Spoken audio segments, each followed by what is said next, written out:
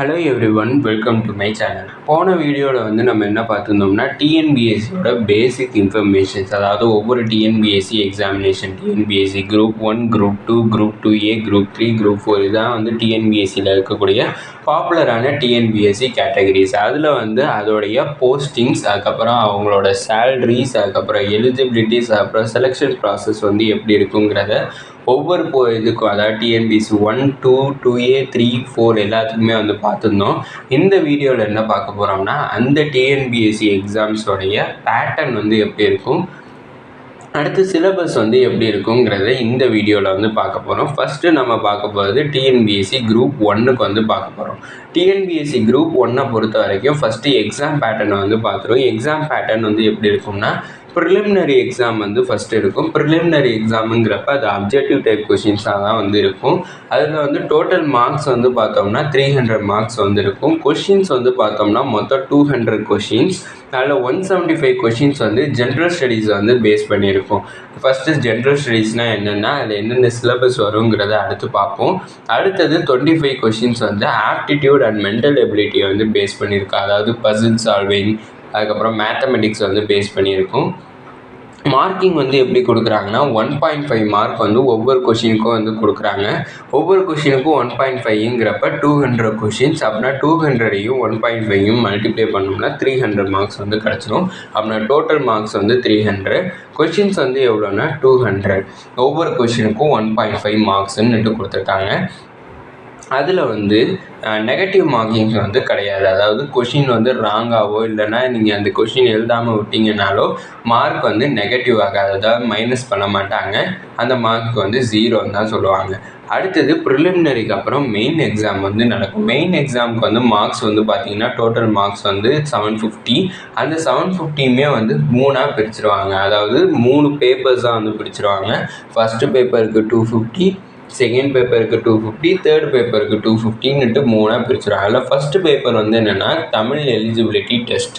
அடுத்தது second paper general studies 1, third paper general studies 2. இது எல்லாமே முடிஞ்சதுக்கப்புறம் இன்டர்வியூ அண்ட் ரெக்கார்ட்ஸுக்கு 100 மார்க்ஸ் அலோட் பண்ணுறாங்க.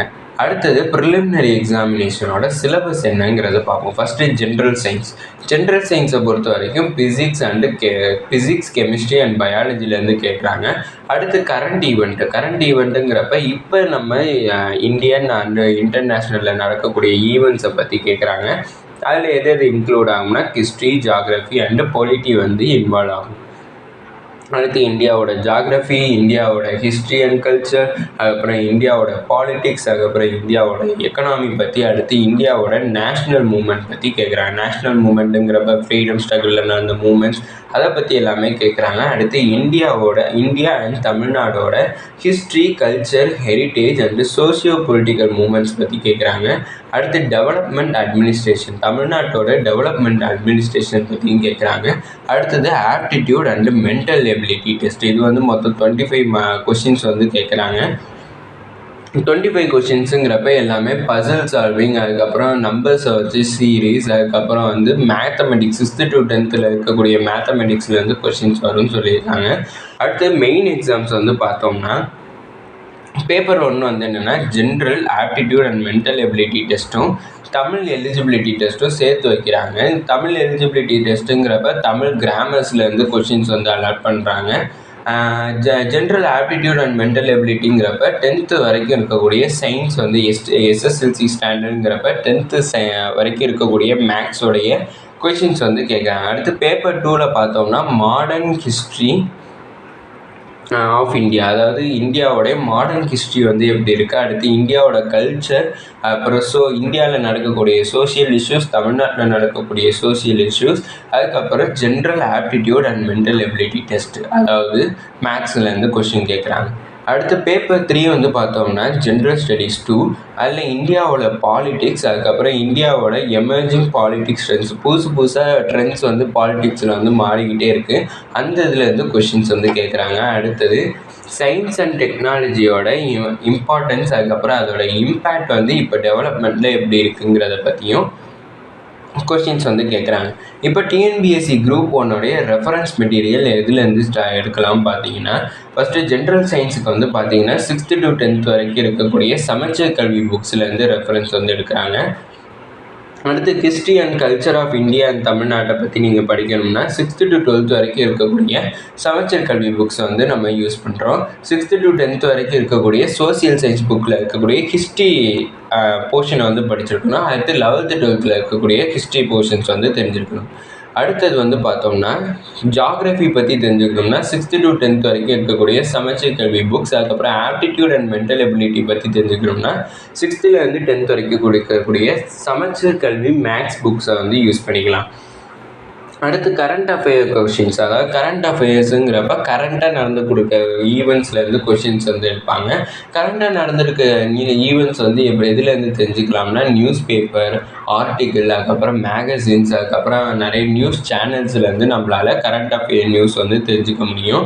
அடுத்தது டிஎன்பிஎஸ்சி குரூப் 2 இன்ஃபர்மேஷன்ஸ் வந்து பார்ப்போம். அதோடைய எக்ஸாம் பேட்டர்ன்ஸ் அண்ட் சிலபஸ் வந்து பார்க்க போகிறோம். ஃபஸ்ட்டு ப்ரிலிமினரி எக்ஸாம் எப்போவுமே அப்ஜெக்டிவ் டைப்பில் நடக்கும். அடுத்து மெயின்ஸ் எக்ஸாம் வந்து எப்போவுமே டிஸ்கிரிப்டிவ் டைப்பில் வந்து நடக்கும். இங்கே ப்ரிலிமினரி எக்ஸாம் மொத்தம் 300 மார்க்ஸ் வந்து அலாட் பண்ணுறாங்க. கொஷின்ஸ் வந்து பார்த்தீங்கன்னா மொத்தம் 200 கொஷின்ஸ். அதில் 175 கொஷின்ஸ் வந்து ஜென்ரல் ஸ்டடீஸ், 25 கொஷின்ஸ் வந்து aptitude and mental ability. Aptitude and mental எபிலிட்டிங்கிறப்ப மேக்ஸ் அண்டு பசில் சால்விங்லேருந்து கொஷின் வந்து இருக்கும். அடுத்து மார்க்கிங் வந்து கொடுக்குறாங்க 1.5 மார்க்ஸ், அதாவது மொத்தம் 200 கொஷின். ஒவ்வொரு கொஸ்டினுக்குமே வந்து 1.5 மார்க்ஸ் வந்து அலாட் பண்ணுறாங்க. அப்படின்னா 300 மார்க்ஸ் வந்து கிடைக்கும். நெகட்டிவ் மார்க்கிங் வந்து கிடையாது. மெயின்ஸ் எக்ஸாம் பார்த்தோம்னா மொத்தம் 400 மார்க்ஸ். பேப்பர் 1 பேப்பர் 2 ரெண்டாக ஸ்பிளிட் பண்ணியிருக்காங்க. பேப்பர் 1 வந்து தமிழ் எலிஜிபிலிட்டி டெஸ்ட், பேப்பர் 2 வந்து பார்த்தோம்னா ஜென்ரல் ஸ்டடீஸ். தமிழ் எலிஜிபிலிட்டி டெஸ்ட்டுங்கிறப்ப தமிழ் லிட்ரேச்சர்ஸ்லேருந்து வந்து கொஸ்டின் கேட்பாங்க. ஜென்ரல் ஸ்டடீஸுங்கிறப்ப டிஎன்பிஎஸ்சி குரூப் 1 பார்த்த மாதிரி ஹிஸ்ட்ரி, ஜாகிரஃபி அதுலேருந்து வந்து கொஷின் கிடைக்கும். அடுத்தது இன்டர்வியூக்கு வந்து 40 மார்க்ஸ் வந்து அலாட் பண்ணுறாங்க. இல்லை பேப்பர் 1க்கு வந்து 200 மார்க்ஸ், பேப்பர் 2க்கு வந்து 200 மார்க்ஸ் வந்து அலாட் பண்ணுறாங்க.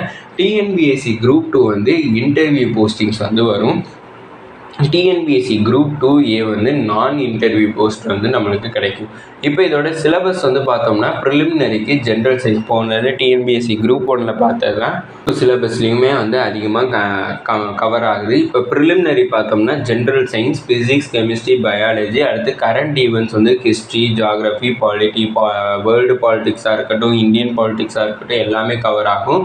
இந்தியாவுடைய ஜாகிரஃபி, அதாவது இந்தியாவுடைய லொக்கேஷன், அதோடைய ஃபிசிக்கல் ஃபீச்சர்ஸ், அதுக்கப்புறம் அவங்களுடைய கிளைமேட்ஸ், அதுக்கப்புறம் ரிசோர்ஸஸ் அண்ட் பாப்புலேஷனை பற்றி ஜாகிரஃபி ஆஃப் இந்தியா வந்து டீல் பண்ணுது. அடுத்தது history and culture of India and Tamil Nadu, இந்தியாவோட பாலிட்டிக்ஸ், அதையும் ஸ்பெசிஃபிக்காக இந்தியாவோட கான்ஸ்டியூஷன், அதுக்கப்புறம் இந்தியாவோட பார்லிமெண்ட், அதுக்கப்புறம் இந்தியாவோட ஜுடிஷியரி சிஸ்டம், இந்தியாவோடைய சிட்டிசன்ஷிப், அதுலேருந்து கொஷின்ஸ் வந்து நிறைய எடுக்கிறாங்க. அடுத்தது வந்து இந்தியாவுடைய எக்கனாமி, இந்தியாவுடைய பட்ஜெட், அதுக்கப்புறம் இந்தியாவோட பிளானிங், இந்தியாவோட பேங்கிங் ஃபீச்சர்ஸ், அதுக்கப்புறம் இந்தியாவோட லேண்ட் ரீஃபார்ம்ஸ் வந்து எப்படி இருக்குங்கிறத இந்த செக்டார்லேருந்து கேட்குறாங்க. அடுத்து இந்தியாவோட ஹிஸ்ட்ரி, கல்ச்சர், அதுக்கப்புறம் இந்தியாவோட ஹெரிட்டேஜ், அதுக்கப்புறம் சோசியோ பொலிட்டிக்கல் மூமெண்ட்ஸ் தமிழ்நாட்டிலையும் இந்தியாவிலையும் எப்படி இருக்குன்னு கேட்குறாங்க.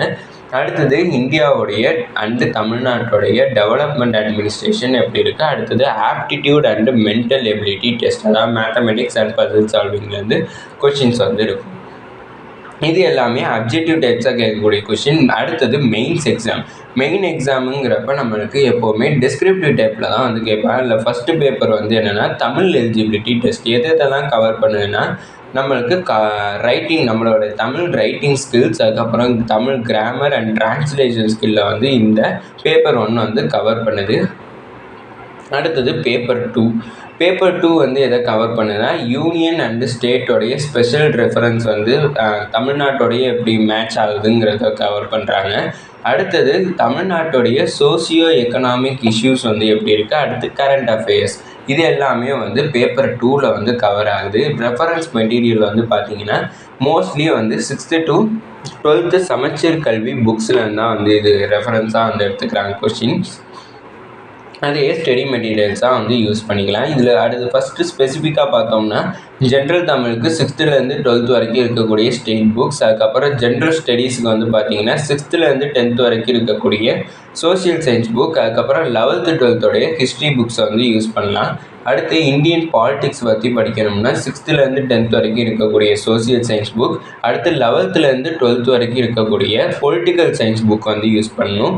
எக்கனாமி பற்றி படிக்கணும்னா 11th 12th எக்கனாமி புக்ஸ் வந்து யூஸ் பண்ணணும். அடுத்து ஜாகிரஃபி பற்றி படிக்கணும்னா 6th-10th 10th வரைக்கும் இருக்கக்கூடிய சமச்சீர் கல்வி சயின்ஸ் புக்கை வந்து யூஸ் பண்ணலாம். அடுத்தது ஆப்டிடியூட் அண்ட் மென்டல் எபிலிட்டி பற்றி படிக்கணும்னா 6th-லேருந்து 10th வரைக்கும் இருக்கக்கூடிய மேக்ஸ் புக்கை வந்து யூஸ் பண்ணணும்னுட்டு சொல்லியிருக்காங்க. அடுத்து TNPSC group 2A. TNPSC group 2Aங்கிறப்ப அது நான் இன்டர்வியூ போஸ்ட்டுக்கு வந்து வைக்கக்கூடிய எக்ஸாம்ஸ். இப்போ வந்து ஃபஸ்ட்டு ப்ரிலிமினரி எக்ஸாமினேஷன். ப்ரிலிமினரி எக்ஸாமினேஷனுங்கிறப்ப அது அப்ஜெக்டிவ் டைப் கொஸ்டின்ஸ்லாம் வந்து கேட்பாங்க. அதோட மார்க்ஸ் வந்து பார்த்தோம்னா 300 மார்க்ஸ். கொஷின்ஸ் வந்து மொத்தம் 200 கொஷின்ஸ் வந்து கேட்குறாங்க. அதில் 125 கொஷின்ஸ் வந்து ஜென்ரல் ஸ்டடீஸை பேஸ் பண்ணியிருக்கு. 25 கொஷின்ஸ் வந்து ஆப்டிடியூட் அண்ட் மென்டல் எபிலிட்டி, அதாவது மேத்தமெட்டிக்ஸ் அண்ட் பசில் சால்விங்கை வந்து பேஸ் பண்ணியிருக்கு. மார்க்கிங்ஸ் வந்து 1.5, ஒவ்வொரு கொஸ்டினுக்குமே 1.5 மார்க்ஸ் வந்து அலாட் பண்ணுறாங்க. அடுத்தது மெயின் எக்ஸாமுங்கிறப்ப அது டிஸ்கிரிப்டிவ் டைப்பில் வந்து இருக்கும். மொத்தம் டோட்டல் மார்க்ஸ் வந்து பார்த்தீங்கன்னா 400 மார்க்ஸ். அதில் பேப்பர் 2 பேப்பராக வந்து ஸ்ப்ளிட் பண்ணுறாங்க. பேப்பர் 1 வந்து தமிழ் எலிஜிபிலிட்டி டெஸ்ட், பேப்பர் 2 வந்து ஜென்ரல் ஸ்டடீஸ். ஃபஸ்ட்டு ப்ரிலிமினரியோட சிலபஸ் வந்து பார்த்தோம். ஜென்ரல் சயின்ஸ், அதாவது ஃபிசிக்ஸ், கெமிஸ்ட்ரி அண்ட் பயாலஜி. அடுத்து கரண்ட் ஈவெண்ட்ஸ், ஹிஸ்ட்ரி, இப்போ சிலபஸ் வந்து ஓரளவு ப்ரிலிமினரிக்கு எல்லாமே வந்து மேட்ச் ஆகும். அடுத்து geography of India and Tamil Nadu, history and culture of India and Tamil Nadu, இந்தியாவோட பாலிடிக்ஸ், இந்தியாவோட எக்கனாமிக்ஸ், இந்தியாவோட நேஷ்னல் மூமெண்ட், அதுக்கப்புறம் தமிழோட சொசைட்டி, கல்ச்சர் அண்டு ஹெரிட்டேஜ், அதுக்கப்புறம் டெவலப்மெண்ட் அட்மினிஸ்ட்ரேஷன் ஆஃப் தமிழ்நாடு, அதுக்கப்புறம் 6th-லேருந்து 10th வரைக்கும் இருக்கக்கூடிய மேத்தமெட்டிக்ஸ் அண்ட் பசில் சால்விங். அடுத்து மெயின் எக்ஸாம் வந்து 2 பேப்பராக ஸ்ப்ளிட் ஆகும். ஃபஸ்ட்டு பேப்பர் வந்து என்னென்னா தமிழ் கிராமர் அண்ட் லிட்ரேச்சர். கிராமருங்கிறப்ப பார்த்தோம்னாலே தமிழ் இலக்கியங்கள் எல்லாத்தையுமே படிச்சிருக்கணும் அண்ட் இலக்கணங்கள். அடுத்தது தமிழோடைய லிட்ரேச்சர் வந்து படிச்சிருக்கணும். எல்லாத்தையுமே படித்தோம்னா பேப்பர் 1 வந்து கவர் ஆயிடும். தமிழ் இலக்கியங்களை வந்து நல்லா தெரிஞ்சிருக்கணும். பேப்பர் 2 வந்து பார்த்திங்கன்னா தமிழ்நாட்டோடைய மாடர்ன் ஹிஸ்ட்ரி, அதுக்கப்புறம் தமிழ்நாட்டோடைய அட்மினிஸ்ட்ரேஷன், அதுக்கப்புறம் சயின்ஸ் அண்ட் டெக்னாலஜி டெவலப்மெண்ட்டில் எப்படி யூஸ் ஆகுது, அதுக்கப்புறம் தமிழ்நாட்டோடைய எக்கனாமி, அதுக்கப்புறம் தமிழ்நாட்டில் இருக்கக்கூடிய சோஷியல் இஷ்யூஸ், தமிழ்நாட்டோடைய ஜாகிரஃபி, அதுக்கப்புறம் தமிழ்நாட்டோடைய என்விரான்மெண்ட், அதுக்கப்புறம் பயோடைவர்சிட்டி. இது எல்லாத்தையுமே வந்து பேப்பர் 2 வந்து கவர் பண்ணுது. அடுத்து இந்த டிஎன்பிஎஸ்சி குரூப் 2Aவோட ரெஃபரன்ஸ் மெட்டீரியல் பார்த்தீங்கன்னா 6th-லேருந்து 12th வரைக்கும் இருக்கக்கூடிய தமிழ்நாடு ஸ்டேட் போர்டு, அதாவது சமச்சீர் கல்வி புக்ஸ் வந்து யூஸ் பண்ணலாம். அடுத்து டிஎன்பிஎஸ்சி குரூப் 3. மொத்தம் ஒரே ஒரு பேப்பர் தான், அதாவது ப்ரிலிமினரி மெயின் இல்லாமல் ரிட்டன் எக்ஸாமினேஷன், அதாவது 300 மார்க்ஸுக்கு மட்டும் எழுதினா போதும்.